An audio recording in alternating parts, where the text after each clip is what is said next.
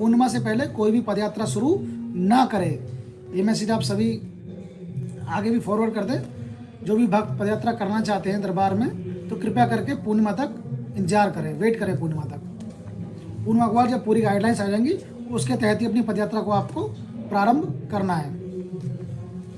दूसरा, दरबार द्वारा जो घोषणा की गई थी, जो जैसे कैंसर पीड़ित हैं, जो भक्त कैंसर से पीड़ित हैं, जो अभी दरबार से जुड़े ही नहीं हैं, या दरबार के तमाम वीडियोस वगैरह देख रहे हैं अपने घर से रहते हुए ही, या अभी दरबार को भी उन्होंने आए नहीं है कभी, तो दरबार ने उनके लिए एक निःशुल्क उनकी चिकित्सा करने का जो कल दरबार ने सबके लिए बोला है, उसमें एक पीड़ित व्यक्ति, जैसे किसी को एक कैंसर है, एक हो गया आपका पीड़ित व्यक्ति कैंसर, और एक स्वस्थ व्यक्ति, उस डीएनए में 2 लोग रहेंगे, एक स्वस्थ व्यक्ति रहेगा और एक आपका जो कैंसर पेशेंट है, वो जो आपका कैंसर पेशेंट है जो असाध्य रोगी कैंसर वाला है, वो रहेगा। क्यों? क्योंकि जो कैंसर पीड़ित है वो दरबार उसको लाना नहीं है बिल्कुल भी, वो अपने घर पर ही आप उसकी चिकित्सा करेंगे। जो स्वस्थ व्यक्ति है वो दरबार आएगा। कैंसर पीड़ित जो पेशेंट है आपका, उसके सारे पेपर्स लेकर के, सारी रिपोर्ट्स आपके पास कभी तक की रिपोर्ट्स पड़ी हैं, पुरानी नई, और एक तो ट्रीटमेंट से पहले की रिपोर्ट, और फिर इससे चिकित्सा से पहले की रिपोर्ट्स, और फिर जब दरबार उसको निःशुल्क उसकी चिकित्सा करेगा, उसके बाद उनकी आफ्टर रिपोर्ट, तो सारी रिपोर्ट्स दरबार में जमा होंगी। बिना रिपोर्ट्स लिए आपकी कार्रवाई बिल्कुल भी आगे नहीं बढ़ेगी। इस चीज़ का ध्यान रखिएगा विशेष रूप से। तो जो भी निःशुल्क हवन की व्यवस्था दरबार द्वारा की गई है कैंसर पीड़ितों के लिए, और 14 वर्ष तक के जो छोटे बच्चे हैं, 14 वर्ष तक के, उनको जो असाध्य रोग शरीर में हैं, 14 वर्ष तक के छोटे बच्चे, उनके लिए तो किसी भी रोगी को, किसी भी असाध्य रोगी को, किसी भी जो भारी कष्टों में, उसको दरबार में लेकर के बिल्कुल नहीं आना है। आपके परिवार का एक स्वस्थ व्यक्ति दरबार में आएगा, अपने पेपर्स वगैरह जमा करेगा। पेपर्स का मतलब उसकी रिपोर्ट्स, जो आपका पीड़ित पेशेंट है उसका आधार कार्ड और उसकी मेडिकल रिपोर्ट्स जो उसने अब तक जांचें कराई हैं, डॉक्टर की रिपोर्ट्स कि डॉक्टर ने क्या क्या बताया है, क्या क्या निकल के आया है, ये सारी रिपोर्ट्स पूरा एक फाइल बना करके वो दरबार में लेके आएंगे। दरबार में उनको फिर देखा जाएगा, उसके बाद उनको आगे प्रोसीड किया जाएगा। लेकिन भूल करके भी ध्यान रखना, अपने असाध्य रोगी पेशेंट को, कैंसर पेशेंट को दरबार में लेकर के बिल्कुल नहीं आना, नहीं तो आपकी प्रक्रिया बिल्कुल नहीं होगी। इस चीज़ का विशेष रूप से आप ध्यान रखिए। और जो भक्त पदयात्रा के लिए भी बहुत सारे प्रश्न आ रहे थे, होता क्या है, बहुत से पेशेंट, बहुत से भक्त ऐसे होते हैं जिनकी क्षमता नहीं होती है उतनी, जैसे बहुत ज़्यादा वृद्ध होते हैं, या कुछ लोग क्या करते हैं, जो व्यक्ति आपका बीमार है, जिसको कष्ट सबसे ज़्यादा है, आप लोग उसी से पदयात्रा करा देते हैं कि ये ठीक हो जाएगा। अगर कोई भी असाध्य रोगी पदयात्रा करके दरबार आएगा तो बिल्कुल भी उसको आगे प्रोसीड बिल्कुल नहीं किया जाएगा, उसको कोई पुण्य नहीं। तो कोई स्वस्थ व्यक्ति ही अपनी प्रक्रिया करे, और उसमें वो अपने 2 लोगों को साथ में रख सकता है। एक वो जो यात्रा करेगा और 2 उसके साथ में ऐड हो जाएंगे, 3। तो पदयात्रा में विशेष रूप से ध्यान रखा जाए, जो 12 तारीख पूर्णिमा के बाद पदयात्रा स्टार्ट होगी भक्तों के द्वारा, उसमें कोई भी किसी भी प्रकार का कोई वृद्ध व्यक्ति जिसकी क्षमता नहीं है, जिसकी उम्र बहुत ज़्यादा है, या कोई आपका ऐसा असाध्य रोगी जो चल फिर नहीं सकता, या जिसको कष्ट बहुत ज़्यादा है, असाध्य रोगी है, तमाम रोगों से जूझ रहा है, बेड पे पड़ा हुआ है, या ज़्यादा जिसकी स्थिति बहुत गंभीर है, ऐसे किसी भी व्यक्ति को लेकर के दरबार में बिल्कुल ना आए, ना किसी यात्रा में लेकर के आए, ना ही चिकित्सा कराने के लिए अलग से लेके आए। एक स्वस्थ व्यक्ति आए, वो अपनी पदयात्रा करे, बाकी 2 लोगों को शामिल कर ले। और जो निःशुल्क हवन है उसमें भी एक स्वस्थ व्यक्ति आए, अपने कैंसर पेशेंट का रिपोर्ट सारी लेकर के आए, आधार कार्ड वगैरह सब कुछ लेकर के आए, दरबार में जमा कराए, और अपने उसकी कार्रवाई आगे बढ़ेगी। और ऐसे ही जिनका BPL कार्ड है, मतलब बिलो पॉवर्टी लाइन, जो गरीबी रेखा से नीचे वाली लाइन है, तो उनके लिए भी दरबार ने जो निःशुल्क हवन की व्यवस्था की है, वो भी पूर्णिमा के बाद से ही उसको शुरू किया जाएगा, उसको भी पूर्णिमा के बाद से शुरू किया जाएगा। तो जो दरबार द्वारा बताया जा रहा है उसको विशेष रूप से ध्यान रखें। किसी भी प्रकार के असाध्य रोगी को, किसी प्रकार के बहुत ज़्यादा वृद्ध व्यक्ति को, किसी प्रकार के उसको दरबार में लेकर के नहीं आना है, ना ही किसी पदयात्रा में उनको चलने देना है, और ना ही उनको दरबार लेकर के आना है। उनको अपने घर पर ही रखना है, और वो कोई व्यक्ति यहाँ पर प्रक्रिया करेगा, वो व्यक्ति अपने घर पर ही आराम में आ जाएगा, जैसा आप सभी जानते हैं दरबार में। लेकिन निःशुल्क हवन के लिए उस पेशेंट के सारे पेपर्स, सारी मेडिकल रिपोर्ट्स आपको लेकर के दरबार में आना है पेशेंट की, ये ध्यान रखें उसका, फ़ोटो वगैरह और मेडिकल रिपोर्ट सब कुछ। नेक्स्ट पूर्णिमा। पूर्णिमा का कार्यक्रम, जो पूर्णिमा फरवरी माह की पूर्णिमा 12 फरवरी को दरबार में मनाई जाएगी। 12 फरवरी तक, 12 फरवरी को दरबार में पूर्णिमा मनाई जाएगी। और जिन भक्तों का चयन लेवल 10 के लिए पहले हुआ था, जिन भक्तों का चयन लेवल 10 के लिए 2 महीने पहले दरबार ने किया था, जो लेवल 10 के प्रथम चरण में सिलेक्ट हुए थे, जिनको कार्ड्स वगैरह दिए गए थे, कुछ के कार्ड्स जमा हो गए थे, तो वो भी अपने लेवल 10 के दूसरे चरण के लिए, लेवल 10 में 3 चरण,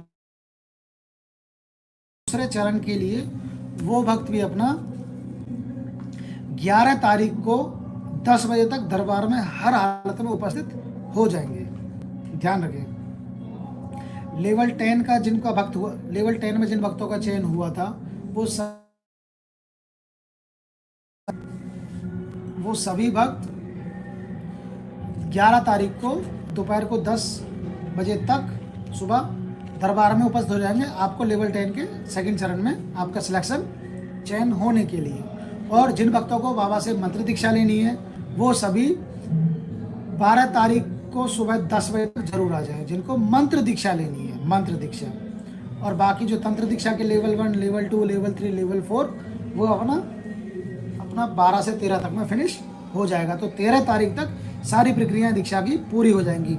11 तारीख को लेवल 10 के तंत्र दीक्षा वालों का होगा, जो लेवल 10 में है।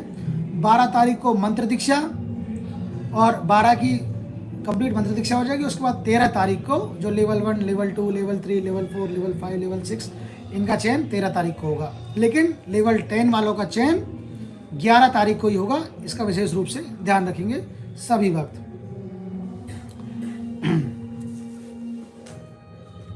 और जिन भक्तों को बाबा से मंत्र दीक्षा लेनी है, तो वो दरबार में थोड़ा एक दिन पहले आएँ, अपना दरबार में आकर के टोकन का, अपना जो दीक्षा की एक किट होती है, दरबार में एक काउंटर से अपनी किट प्राप्त करें, और 12 तारीख को आपका जो निःशुल्क हवन होगा दीक्षा के लिए, उसमें आपको बैठना है। इसका विशेष रूप से आपको ध्यान रखना है। एक अमावस्या, दरबार ने इस बार घोषणा की है कि जैसे हर महीने, हर माह दरबार में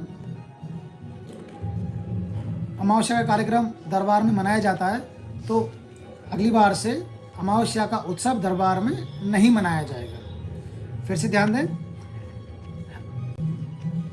दरबार में अमावस्या का उत्सव अगले माह से नहीं मनाया जाएगा। हवन तो दरबार में होगा अमावस्या का, जो प्रति माह अमावस्या का हवन दरबार में होता है, गुरुदेव के द्वारा या ब्राह्मणों के द्वारा अमावस्या का हवन तो दरबार में होगा। लेकिन आपको अपनी अमावस्या को पूरा करने के लिए आपको दरबार से एक अमावस्या किट है, आपको उस किट को लेना है, खरीदना है उस किट को दरबार से। आपको दरबार में काउंटर से आपको किट मिल जाएगी, आपको उस अमावस्या हवन किट को खरीदना है, और उस किट को घर ले जा कर के अमावस्या के दिन आपको हवन करना है। फिर से ध्यान देना, दरबार में जो अमावस्या का उत्सव मनाया जाता है, वो दरबार में नहीं मनाया जाएगा। अमावस्या को दरबार द्वारा ऑनलाइन कर दिया गया है, तो भक्त अपने घर बैठे बैठे ही अमावस्या को ऑनलाइन अटेंड कर सकेंगे। लेकिन उसके लिए आपको दरबार से एक हवन किट लेना अनिवार्य है। आप अमावस्या हवन किट खरीदोगे, और उस किट को खरीदने के बाद आपको किट को अपने घर लेकर के जाना है, और अमावस्या के दिन जैसे ही पंडित जी, ब्राह्मण देवता दरबार में हवन करेंगे, ब्राह्मण देवता करेंगे या परम पूज्य गुरुदेव करेंगे, वो दरबार में हवन करेंगे, और आपको उसी हवन के साथ में आप वो किट खोल करके आपको अपने घर पर ही हवन कर देना है। तो जैसे आपका हवन संपन्न हो जाएगा घर पर, तो आपकी अमावस्या दरबार द्वारा मान ली जाएगी, आपकी अमावस्या दरबार द्वारा पूरी हो जाएगी। इस चीज़ का विशेष ध्यान रखें आगे।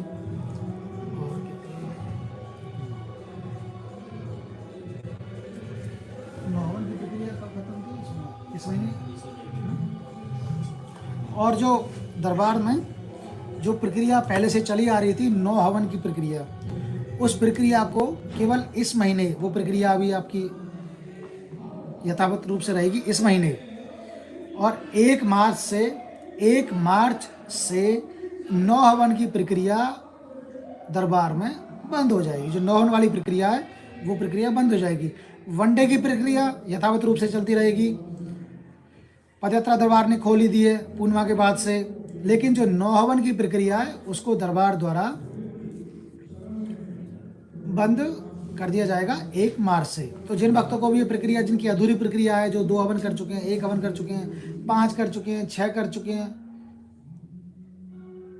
हाँ, जो 9 हवन के लिए था 1 मार्च, उनके लिए 31, 9 हवन के लिए 1 मार्च, उनके लिए 31 मार्च। प्रक्रिया खत्म होगी, एचओडी 31 मार्च तक चलेगी। प्रक्रिया 1 मार्च और एचओडी 31 मार्च। हाँ, पता नहीं उसको। ठीक है, तो 9 हवन की प्रक्रिया को 1 मार्च से दरबार में समाप्त कर दिया जाएगा। बाकी जो प्रक्रिया दरबार की है, 1 दिवसीय हवन प्रक्रिया, वो यथावत रूप से चलती रहेगी।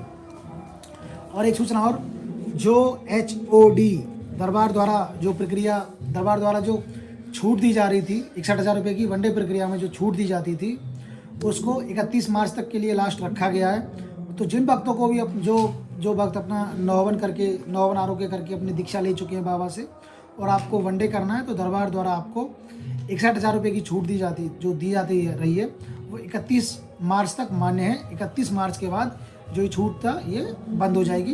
तो जिनको करना है, अपना समय रहते हुए अपना समय निकाल करके जरूर अपना वनडे कर लें, जो भी एचओडी हवन करने का सोच रहे हैं। बाकी जो महिलाएं हैं या जो पहले एक दिवसीय हवन कर चुके हैं, या फिर महिलाएं हैं जो एक दिवसीय हवन कर चुकी हैं या प्रक्रिया कर चुकी हैं, जिनको अपने मायके पक्ष के लिए वनडे हवन करना है, तो उनको वो छूट पूर्ण रूप से, वो मतलब जो 61,000 रुपये की छूट थी वो उनको मिलती रहेगी।